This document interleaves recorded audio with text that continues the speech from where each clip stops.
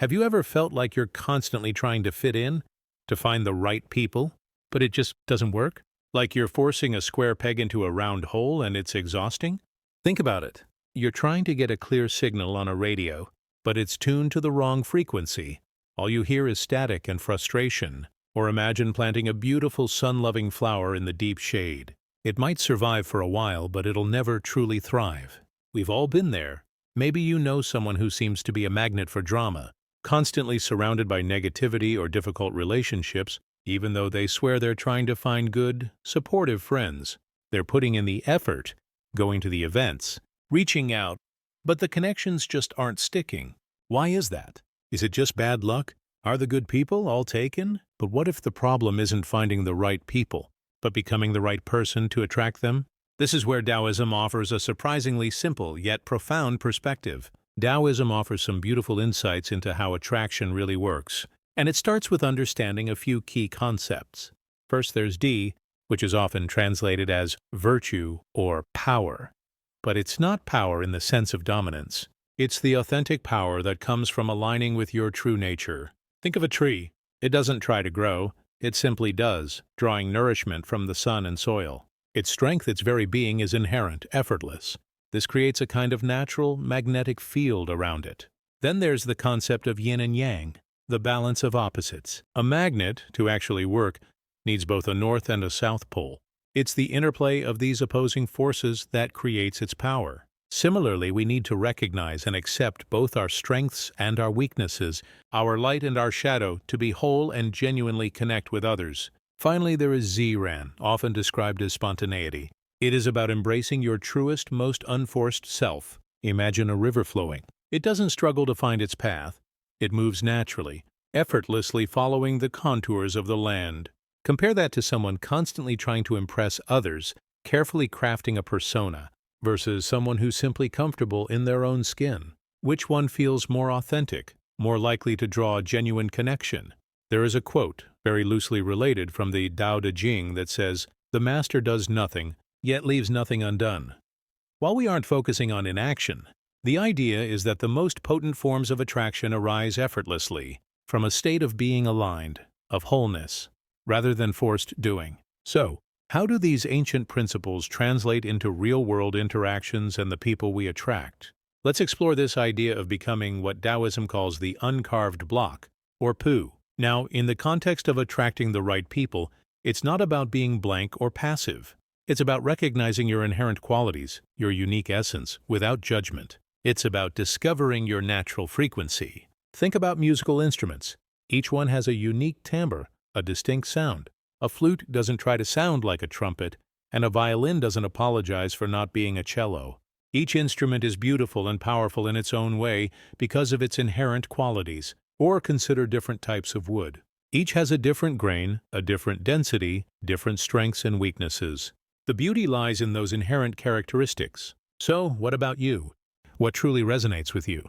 Not what you think should interest you, or what others expect, but what genuinely sparks your curiosity, your passion, your joy. What are your core values? What are the things that make you feel most alive, most authentically you? This is your resonance, your unique vibration. It is time for introspection, without self-criticism, just observation. What makes you, you? Now, let's talk about Wu Wei.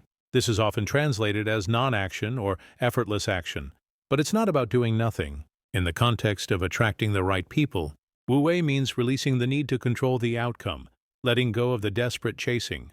It's about trusting that your authentic self, your resonance that we just talked about, will naturally draw the right people to you. Think about it this way. Imagine you want to see butterflies.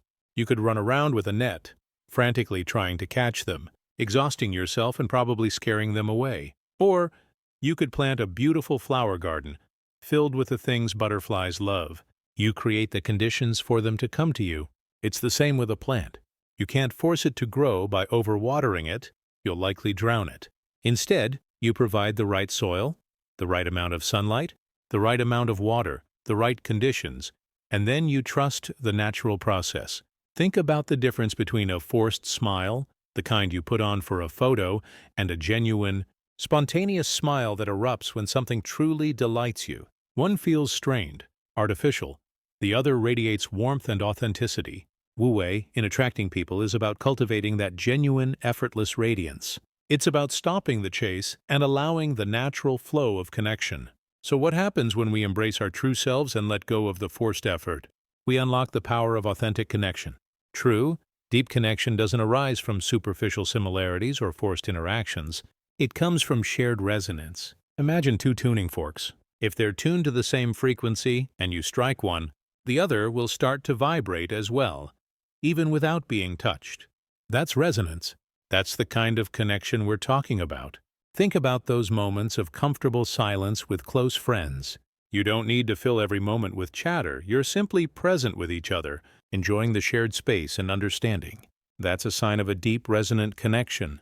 It's about finding your tribe, as they say, the people who just get you, who appreciate your quirks, your passions, your values. They don't need you to be someone you're not.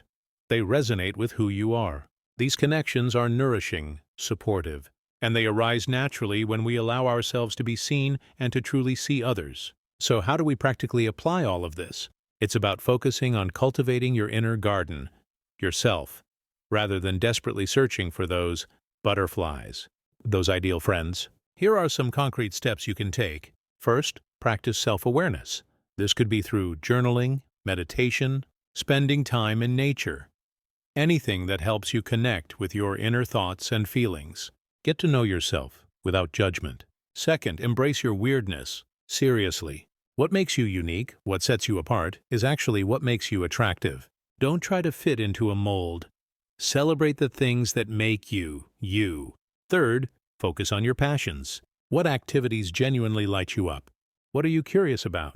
What do you love to do? Engage in those activities, not to find people, but because you enjoy them. You'll naturally meet like-minded individuals who share your interests. Fourth, practice non-judgment, both of yourself and others. We're all imperfect, we're all works in progress. Accept those imperfections, in yourself and in the people you meet. And finally, be open to surprise. The right people might not come packaged the way you expect. They might show up in unexpected places, through unexpected connections. Stay open to the possibilities and trust the process. The key takeaway is to nurture your inner world, and the outer world will naturally reflect that. So, to recap, attracting the right people into your life isn't about chasing or forcing connections. It's about aligning with your true self, embracing your unique resonance, and allowing those natural connections to unfold like a flower attracting bees. Think of it like tuning your radio to the right frequency. You've cleared the static, you've aligned yourself, and now you're ready to receive the clear signal of genuine connection. It is an empowering feeling to take this approach. You are taking the responsibility for attracting the right people and are no longer at the mercy of fate. But what happens when, despite our best efforts, we find ourselves surrounded by negativity?